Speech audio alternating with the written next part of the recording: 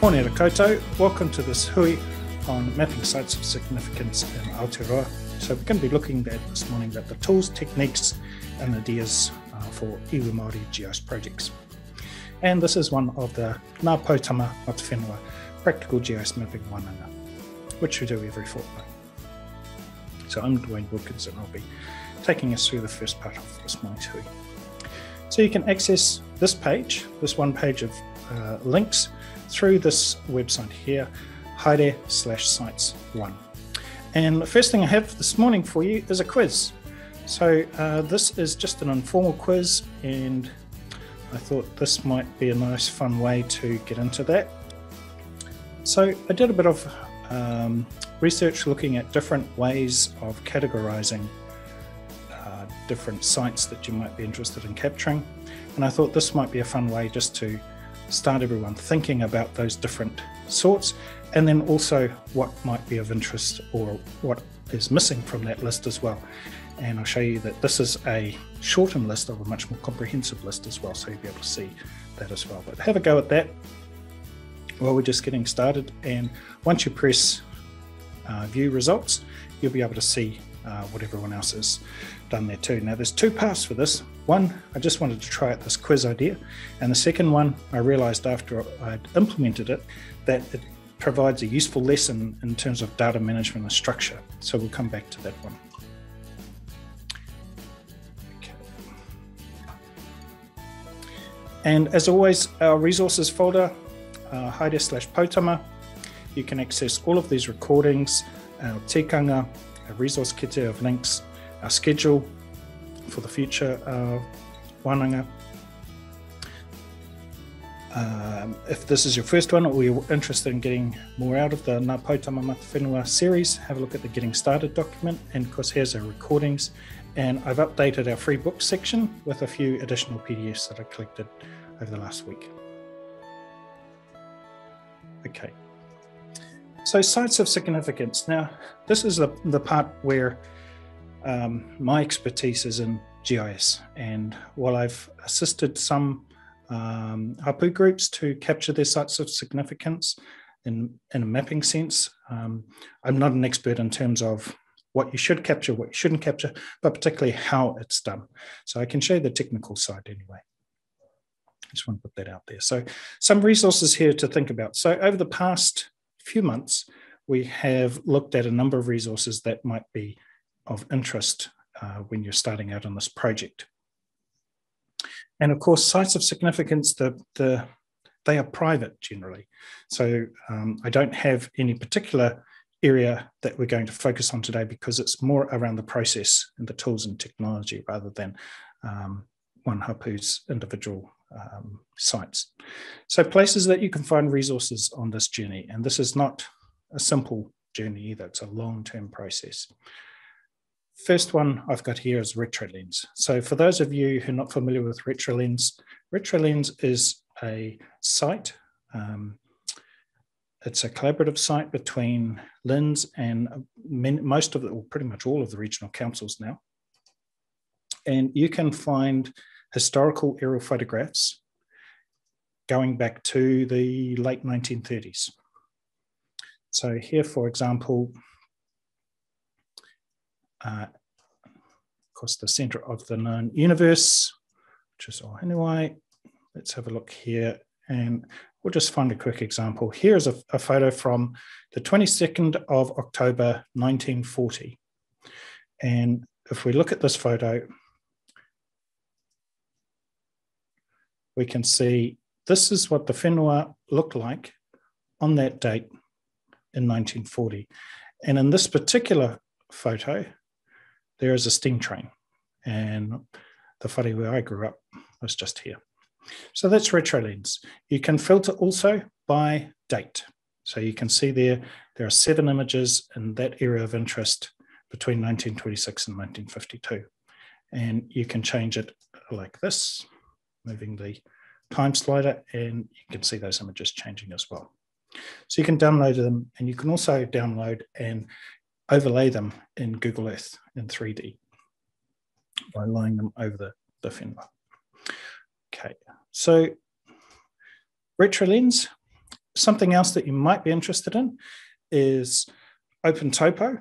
So OpenTopo is LiDAR elevation data. So if you can remember a few years ago, they used LiDAR to identify Mayan sites in South America under the forest. So there is LiDAR high resolution elevation data. So LiDAR is actually bouncing lasers back, and you'll see them on self-driving cars. They're a very fast spinning little thingy on top of the car, sending lasers back and forth. Now, what the magic part here is that it will bounce off the trees, but also some lasers will go through the trees and return off the ground.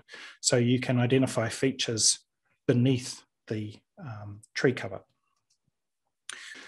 Another data set that might be of interest and might be useful and it's easy to use is the topographic maps. So these have got the awa, they've got roto, they've got repo, swamps, they have got all kinds of detail on here.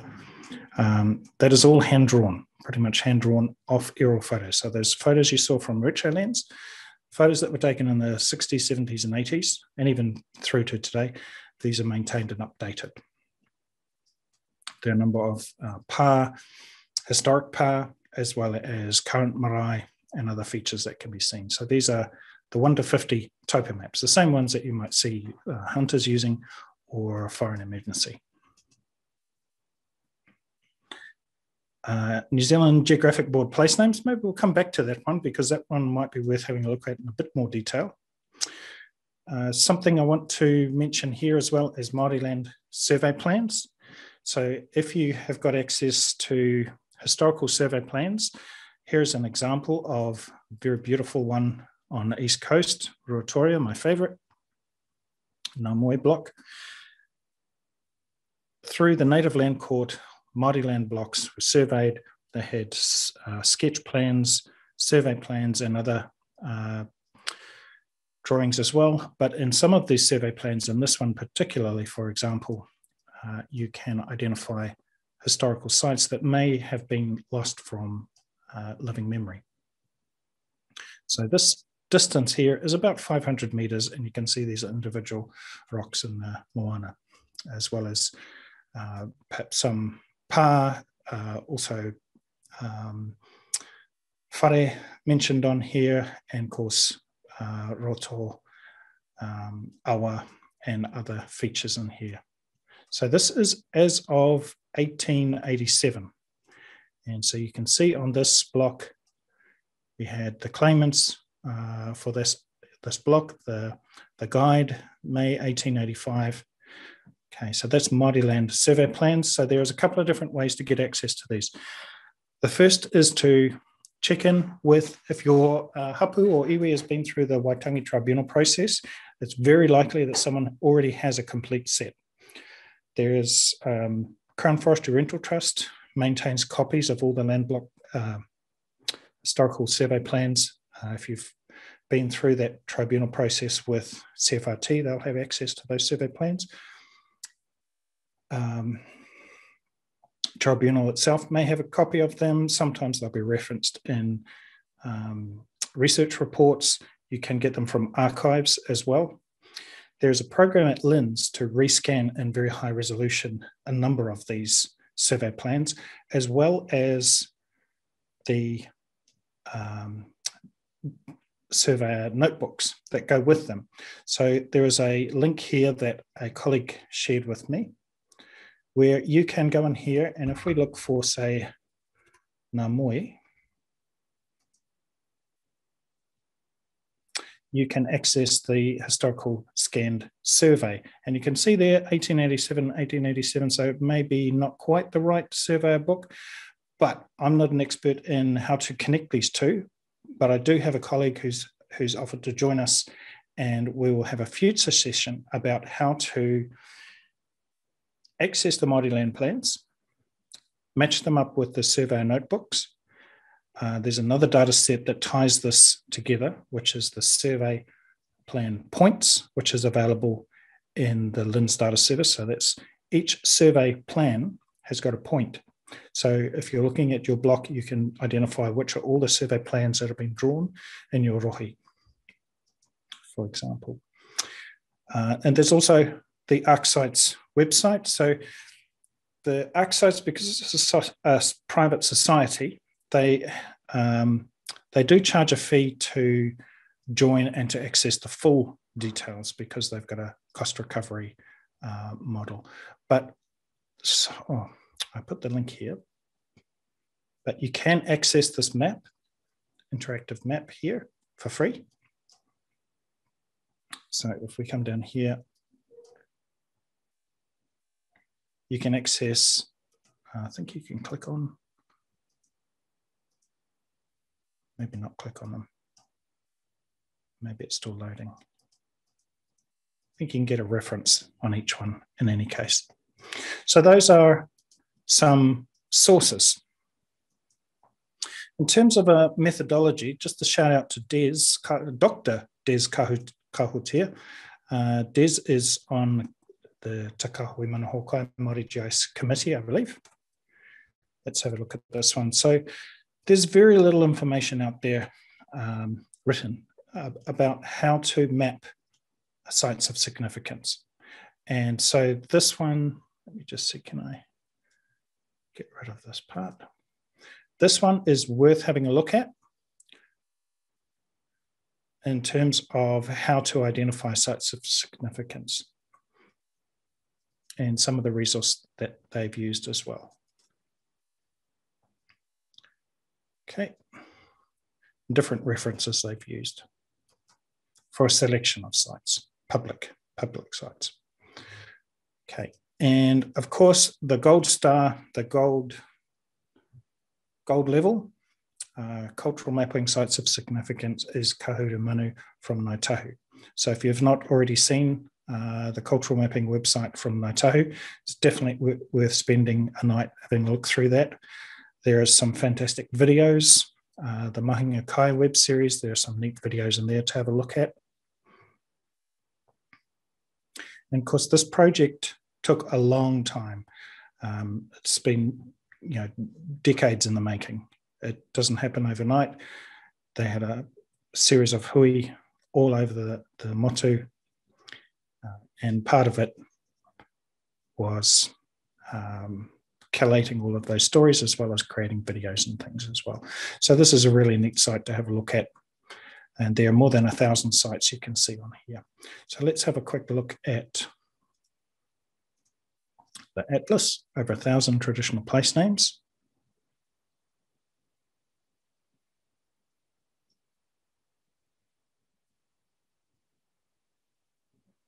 It's a really well put together website. So if we go explore the atlas. So this mapping website is public facing. So I'm sure that there are a huge amount of data that is not public. Of course, this is just what has been decided to be made public. And this one is really useful in getting an idea of what you might want to consider putting out there for others to see. That's not to say that you would put all of your data out there, of course you wouldn't, but you may want to ensure that for others to know that there are sites there. For example, you could put Maunga, Awa, any sites that you wanted, but you wouldn't, for example, put Koiwi out there for sort of obvious reasons. Let's have a click on one and see what happens. Okay, so what I've done in this document is identified a whole bunch of fields that you might want to consider or just to be aware of that are things you might want to capture. Key thing with mapping sites is that it needs to be participatory. It needs to be governed. It also needs to be resourced, of course. There are things like when you've captured some data, how do you back it up? How do you share it? What should you share? What shouldn't you share? All of these kinds of questions that I'm sure that you have. Hopefully we'll go through some of those. First thing I wanted to talk about was the different ways that you can capture features and how to attribute those features. So how do you add attributes to those features? Let's just go and have another look at the Kahurumanu Atlas, because I'm really keen just to show you, for those of you who are new to GIS, there's kind of an important link between a feature and an attribute. Is it working on yours, Roland? Okay, I think maybe it's just something that's happened overnight. It was working yesterday. Oh, here we go. Maybe we got to click it with the other left, my other left.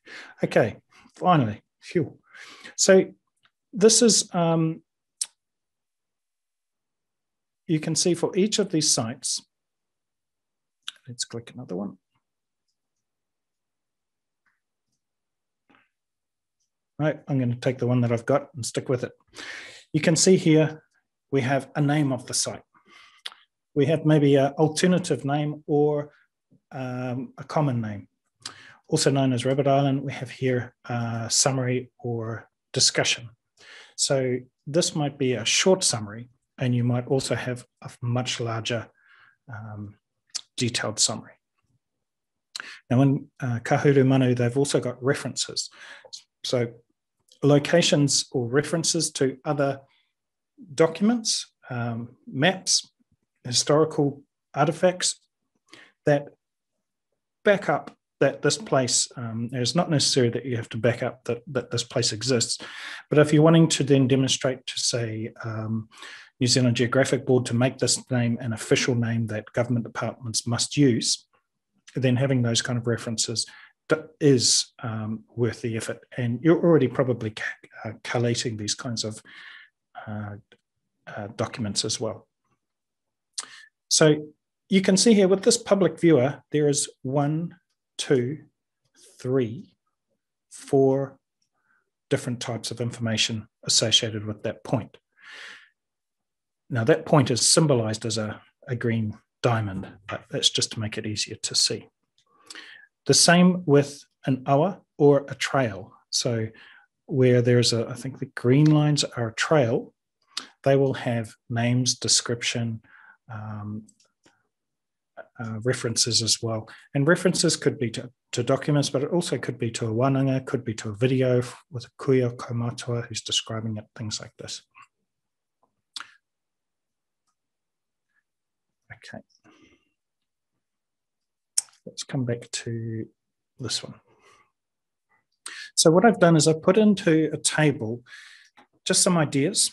You will want to wānanga and within your own hapu and group about what level of detail you want to capture. And you can see from the Kahurumanu, they've got 3 or 4 of these fields available to the public. The rest are not. And also not all of their sites, of course, will be available to the public. There's 1,000 or so on there, but I'm sure, I don't know, but I'm sure that there are more like 3,000 or 4,000 sites in their database, probably more. In your spreadsheet or in your database, so different fields. Of course, the first one you might want to start with is a name. You might want to have alternative names. You may want to have the English name and the alternative names, for example. You might want to have a summary description. So in terms of Kahurumanu, that is what I describe as a summary description. So when we come over here, that's the kind of summary you might put there. Full description may be several pages worth of kōrero. We'll come back to category and type because that's going to take us a little more. We want to look at that in a bit more detail. Keywords and tags. So you may want to add keywords and additional keywords and tags in addition to having categories and types. So we'll come back to that part because those 3 are kind of all interlinked. You may want to also, and this is me sort of just putting ideas out there, you may want to also reference other iwi, other hapu that have an interest or associations with that site. You may want to identify the land block that it's sitting on if it's Māori land, If it's not Māori land, you may also want to add different title references as well. Looks like I might have a question there. I'm just having trouble getting the chat window. Someone just put their hand, raised their hand. If you put your partai in the chat, we can just cover it if it suits as part of as we go. Cool. So title reference. So the title is the legal document associated with every land parcel in Aotearoa. You may want to have a source of where this the site was identified from, such as the hui that you held, a wānanga, discussion with kuia, kaumātua, historical documents, research reports, books, articles, newspaper reports, tribunal papers passed is another one. I think you can.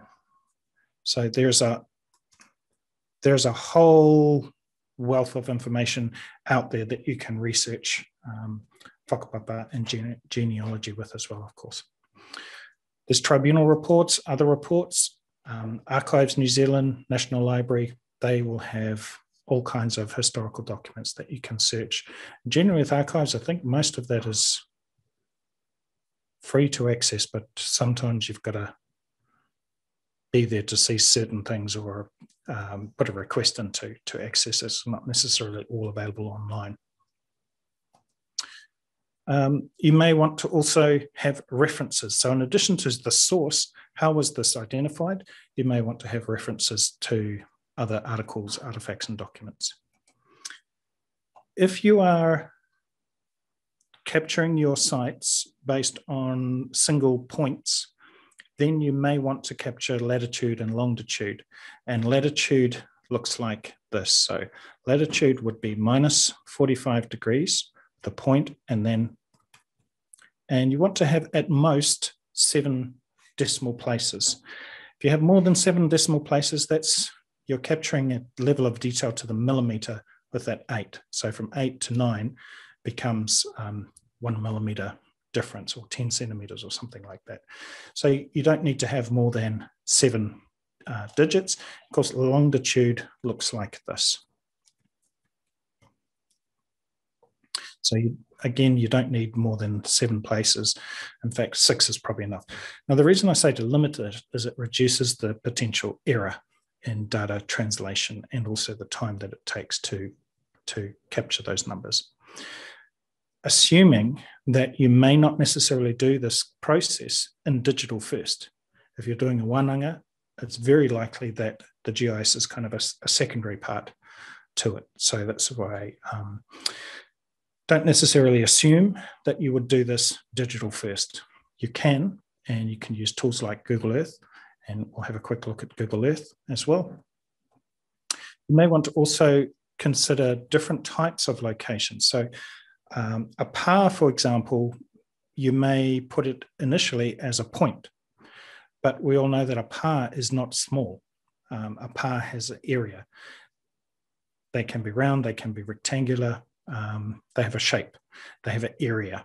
And with digital photos now, drone imagery, digital photos from drones overlaid into Google Earth, overlaid into your GIS, you can accurately look at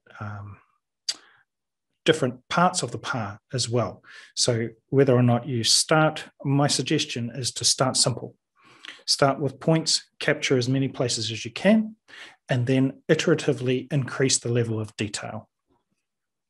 But it depends on your situation.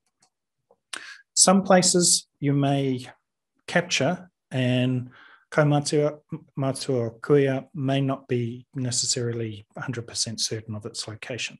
So you may want to have an indication of accuracy, or confidence in accuracy, which could be very high, exact, any kind of 3 or 4 terms you probably want on a graduated scale of confidence.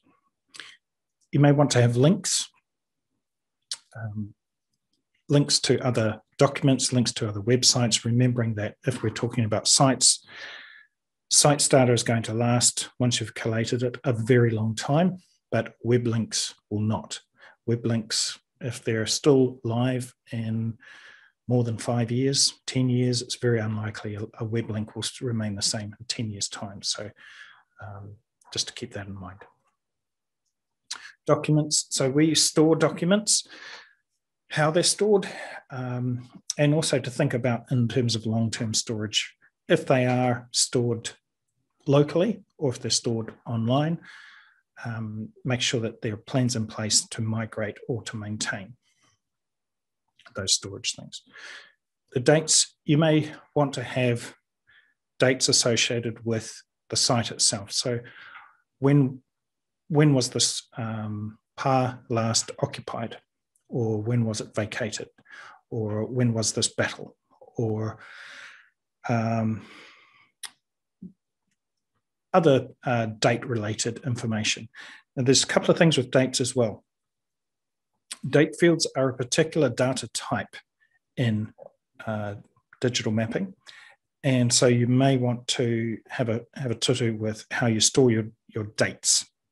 You can store them as date and time, very precise, like this hui starts at 9:30 on this date, this time, at this location, using a date selector. But you may also just want to have a description date where you could say beginning from AD 750, ending AD 1825, something like this. Scanned images, you could also include links. Now, this is where the difference between internal and external. So for internal use, you might have links to historical photos that you've used, survey plans, deeds, or other survey notebooks. And just in case I didn't already mention, and I think I did, but in terms of survey notebooks, ML plans, linking them together and identifying the history of a block. I've got a colleague who's very, very knowledgeable in this from our knowledge management services, and she's agreed to have a hui with us. I'm just going to turn my phone off. Sorry about that. Right. You may also want to include a link to photographs. And of course, you need a place to have those photographs, either locally or online, video files, audio files as well. Some kaumātua might not be comfortable being videoed, but they might be comfortable having a mōtitia, for example, recorded. And then also you might want to have fields about, can this record be made public? And of course, you wouldn't make all of these fields public in the same way that Kahurumanu have made 1, 2, 3, 4 fields public.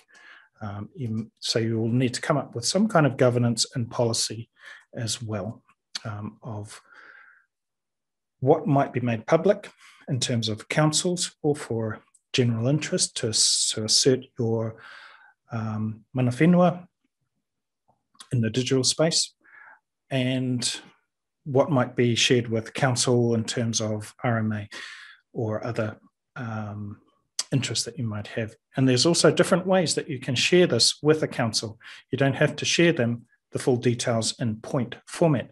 You can, if you imagine a piece of maths paper, you can create a grid in GIS software like ArcGIS Desktop or QGIS, create a grid of 1 kilometre grids in a similar way that you might see on here. And you can populate that grid to say, okay, in this site, in this grid cell, we have interests. In this cell, we don't. In this cell, we don't. In this cell, we do, we don't. We do, we don't. We better have a lot of interest in this particular cell just here. But that's one way you can indicate as well without giving detail, particularly for wahitapu sites that we're sort of not covering in this hui at all. Okay, so those are just some ideas about different things you might want to capture. Now, the key thing here is you don't necessarily want to take this and make it a template. That's not a good way to do it. What you want to do is have a project group, or if you're doing this by yourself, you start simple so that you can show others, and then have a hui and agree what data is going to be captured. Now, coming back to that survey, so it is based on this survey. It's more like a quiz. I use survey 1, 2, 3. But let's see. For those of you who haven't already, if you'd like to have a look at that survey, it's, did I copy paste that one on the chat? Hopefully I did. Let's have a look at this one. Here we go. Question there from Sherilyn. Yes, absolutely. The recording will be shared straight after this, well, this afternoon. Cool. Oh, kia ora, mate. Okay, so this survey / quiz. So what I thought it would be kind of fun is to have a survey of some kind, but also to just use the tool that Roland demonstrated for us. I'm just going to hide that. Hide meeting controls. Just to show what the results of that type of survey 123 data set looks like as well. So it's not capturing any information about anyone, no personal details, nothing like that. So it's public. Once you fill that quiz, you can see the results straight away. And what I did is I just took that list of different types and put it into a survey form. Now, something that I did there with that survey form is I put it in a way that makes it really hard to actually use the data. So I thought, okay, we want to just have some kind of survey form that is interesting and engaging for people to click on and then see the results. So when we look at the results, what I can see that it's done is it's created a column for every one of these different types. And so that means that I end up with hundreds, not hundreds, but 24 graphs for the survey. So that makes it a little bit of a learning lesson for me, is that rather than having this format in my survey, which has implications for the data, and the only way to do this is trial and error, is when I have 3 options for this kind of survey, it's going to create columns. Important to know this kind of process and to try it out, what I call an iterative approach. So try something small, see what happens when you get right through to the end. So starting capturing a few sites, a few fields, get to the end, or what you feel like is the end of that process, and see, okay, how would we do this differently? And that could be as simple as an hour. Getting to the end of an hour, what have we done within an hour? Come back and start over. And what would we do differently? What additional data might we need to capture? What data do we not need to capture? So with that survey, for example, if I was doing this again as a quiz, I wouldn't use this format because I know that the results are not that easy to understand. They're very detailed and you can go through them. And they're just for our reference, for no other purpose. You can see here a few, many. So it's kind of useful, but in terms of interpretation and sharing this information with you, it's kind of difficult. It's not an ideal format. So little and often. Okay, let's have a look at, we'll come back to the tools. We'll come back to the data. I want to just, while we're looking at data collection, here are some examples that I collated just based on sort of my own workflows, my own experience that might be of interest. There will be ones that are missing. There'll be ones that you'll think, oh, we don't need that one. These are what we call types or categories. So if you think of terms of drop-downs, also this flows right through to your mapping at the end as well. So each of these become a category. And if you want to have an icon, for example, for Ngāhere or for pā, then you'll need to have a type or a category in your data to allow you to assign that icon to that particular type. So the more you have, the more laborious it is, but also gives you better flexibility. But you've kind of got to find that sweet spot in between having way too many and not enough. You may also want to consider grouping them by theme. So natural, cultural, Whenua, intangible, cultural, all kinds of different ways that you can categorize them as well. Now, the reason I say around finding that happy medium is if you really wanted to go crazy, then there is a list here based on the New Zealand Geographic board, which of course these are a small team of 3 or 4 people that are doing this all day, every day. So they have over time, the need develops to be able to capture this kind of information about every individual place name. And you can see here's one, Ngāi dialect.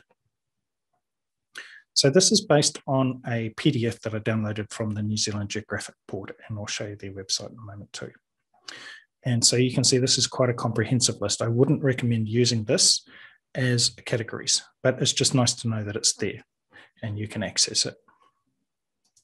So that's that one there. This is the origin of that, this link, and you can access this page of links as well, of course, after this hui. There's a nice little picture just here that's helpful. Things like pā, mata, motu, motuiti, pari, rai, moana, just different kinds of categories for different things. And there'll be others as well, of course. So, and here is the source of that spreadsheet. So this one goes on for a number of pages. So it's quite interesting reading through there. Okay. Further keywords there, I just added other ones. So if you had, for example, a category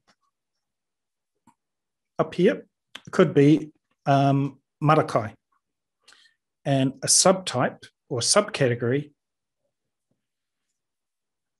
could be tikoka or rongoa, or if it was moana kai, then maybe toheroa, kaura, tuaki, I think there's cockles, and others. If you're mapping a pā, whether you want to have where the wharanui was, where the wharekai was, or are, and other things as well. So you have this kind of relationship. And also, when you have a pā, of course, pās don't exist in isolation. There are many other sites, there are paths, there are tracks that go with them. So think about those relationships between features as well. There's a link here. So I just wanted to put this out here. There's a link in my head anyway, between making something public and keeping it private. You know, there is a need to separate the two. So with Kahurumanu, for example, we can learn from how they've approached this, and I'll see if I can get one of the folks from that team to talk with us as well, perhaps later this year, about how they went through this process and about the project. By making some of this information public, it makes it accessible for others, and also for those who may have lost their connection to the tribe. It also means it kind of asserts authority over that as well, and to the public, to other people. The story here I wanted to just draw attention to is council lost list of tapu sites. So this is not necessarily about a council losing anything. And if you read through that story, it's essentially about by having individuals who may have left the organization that have usernames, passwords, that data is held privately, so of course that it's not made public. But the risk is losing that data entirely. And one of the things that I've personally experienced in my lifetime is going to tribunal hearings and seeing kuia kaumatua, meeting them, getting to know them, and then, oh, they're not at this hearing, they passed away some months ago, some weeks ago. So it's finding that balance between capturing the data now, making sure it's safe, but also how do you make sure that it's accessible for the hapu and others. Okay. Let's see. what I wanted to talk about just briefly is on backups and archiving. So a key thing, and this came up at the last Māori GIS conference, is success is succession. When you go into your projects, start planning who's going to be looking after it, who's going to be taking it on, who's going to be helping and supporting, so that there's not one single point of failure. If you've got data that you're capturing this year, how will it be accessed by someone else if you got hit by a bus? Succession and access, making sure that there is governance, that other people know this data exists and the process to getting access, not necessarily accessing it, but the process. Key thing with backups is to have at least 4 copies not in your whare. So 4 copies as in 1 hard drive, 1 DVD, another hard drive in different places. One of the risks that, of course, we have is when we go to buy those backup drives, we buy the cheapest possible drive made in China, the cheapest materials for $45 on special. That's not necessarily the best way to have good longevity. There are particular hard drives, there are particular DVD, archiving DVD that you can purchase. They're not cheap, but they're not out of the question expensive either.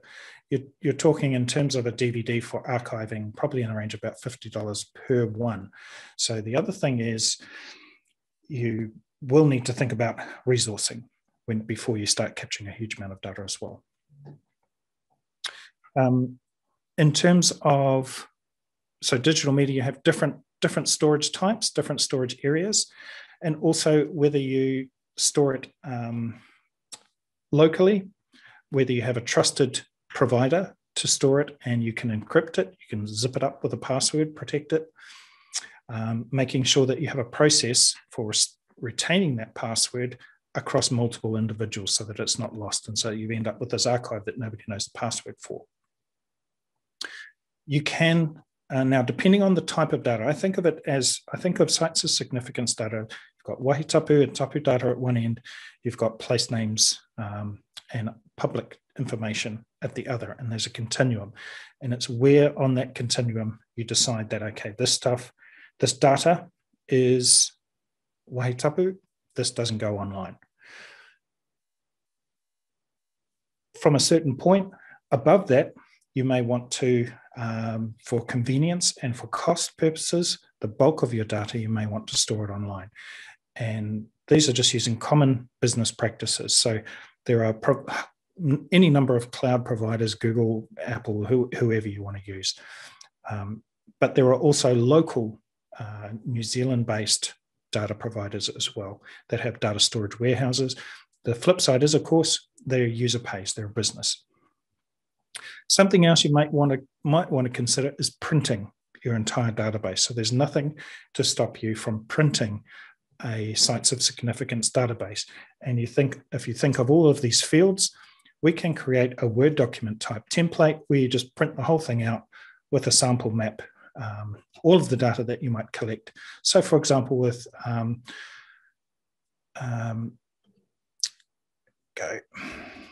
in Kahurumanu, there will be a database, and that database could be printed if that was what was wanted in terms of a backup strategy.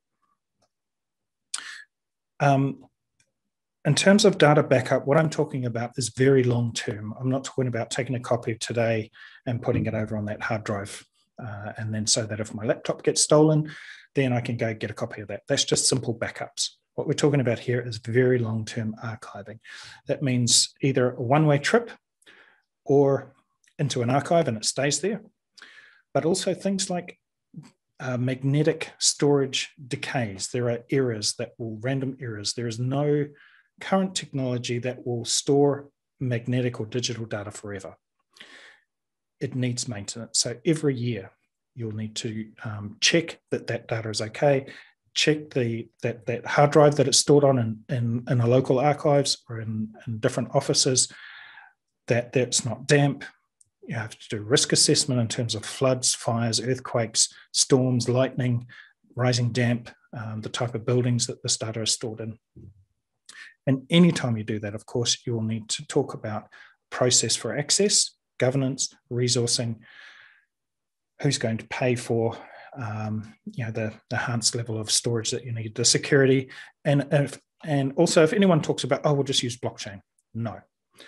Blockchain costs $750 per megabyte to store data, and you must pay that every time you read a data set. Yes, blockchain is cool.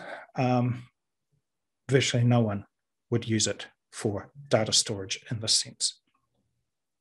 And just some links there in terms of data sovereignty. So those, hopefully I've sort of kept to my lane in terms of data storage there, sovereignty, and that's a useful couple of links there to have a look at as well.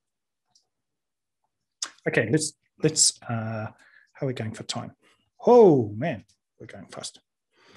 Let's have a quick look at how would you implement this type of data set. One to start with that I like is My Maps. This is just a nice simple tool from Google to practice and learn from. We go create new map. And we can go, okay, let's come down here and start drawing. I'll change the base map to satellite. I'll put my maunga here. Maunga, white. Okay, you can see in this tool, out of the box, just a simple tool, has a description field and a photograph. Description here. Save. I've got one layer of data, Arcsites, and I've got one feature. I've got a latitude, longitude. So just straight out of the box, this is just a nice tool, and because it's cloud-based, you wouldn't put any tapu data in here. This is just simple, easy tools. In terms of sacred data, that's when you really want to start looking at QGIS or Arcgis, because then it's on a laptop or a computer. It's desktop based. There's no internet connection used. With cloud data, yeah, there are implications for sovereignty, but also implications for privacy as well. Even with the best intention, there are a number of hackers out there, and you may have seen recently 500 million Facebook accounts made public. So people, generally hackers are not going to come after your individual data, but they will try to hack systems. Let's have a look at how do we add on some additional fields to our point here. Let's go open data table. So we can see here, let's change that description.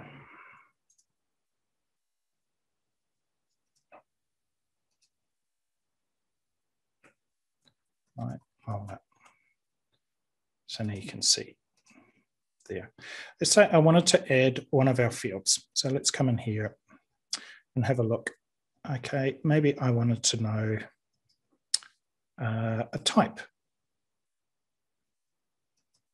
Back to this. Now in this little drop down here, I go insert column after type.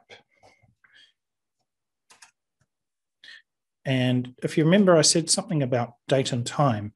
Date and time is a particular format for data. So that in this sense, we can have 4 different data types. We can have text, description, we can have a number, or we can have a date, or we can have true, false. So most of our data in this case is going to be text. And in here, I'll go maunga.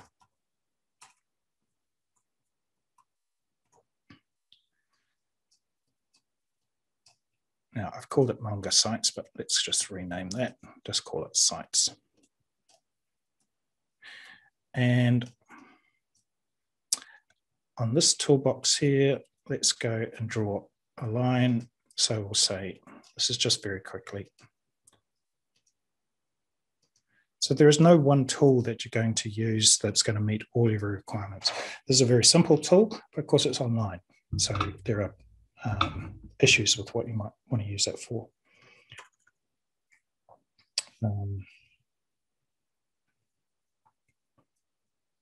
Description, my awa, type is awa. So now that I've got those two categories, I can change from individual styles. I can go style by type. So click on here.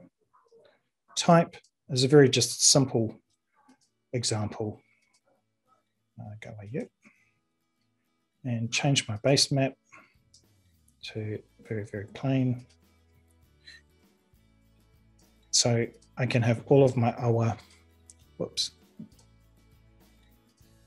of certain type. Yep, line width. There we go. So that's just a very simple example in another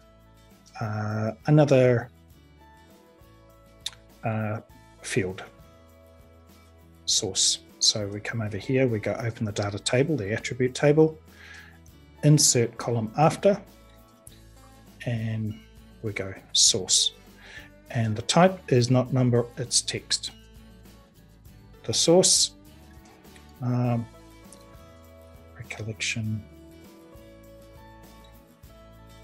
from Matua Wilkins. There we go.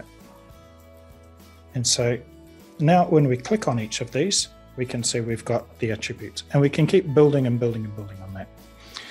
Something else to consider is interoperability or data exchange. So with this tool, I can export this layer, download it, and I can open it in Google Earth, for example, in 3D.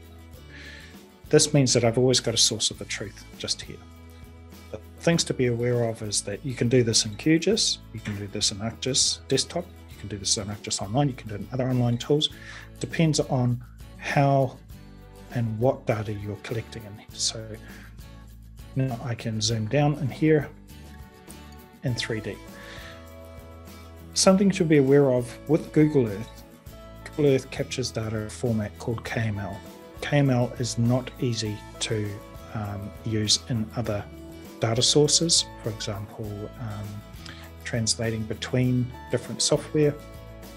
So it's a useful style to start mapping, but in the long term, you will want to think about getting into QGIS, ArcGIS, or other desktop type GIS so that you can access that data in the spreadsheet format. Okay. So, yeah, the GIS part at the end is really, from my thinking, the easiest part. It's all of the discussion around how, what, and why, and who, and governance and process around that data capture before you even start capturing that data. But also, don't wait. That people are passing away, and don't leave it. Even if you get your phone out and start making a video. I wish I had in many cases. Cool. Okay, so that's us for today. Thanks everyone for tuning in. Hopefully there was something interesting and useful there. And feel free to give me a telling off too if I crossed a line or two. But yeah, to do the best we can with these things. But no, this is a sensitive subject as well. Okay. That is us. Let's finish with the karakia. Kua mutu a tātou, hui mō tēnei wā, manakitia mai I a mātou katoa, tau mahi a mātou whānau, me a mātou hoki te kāinga. Amene. Kia ora, and ka kite anō. See you next time.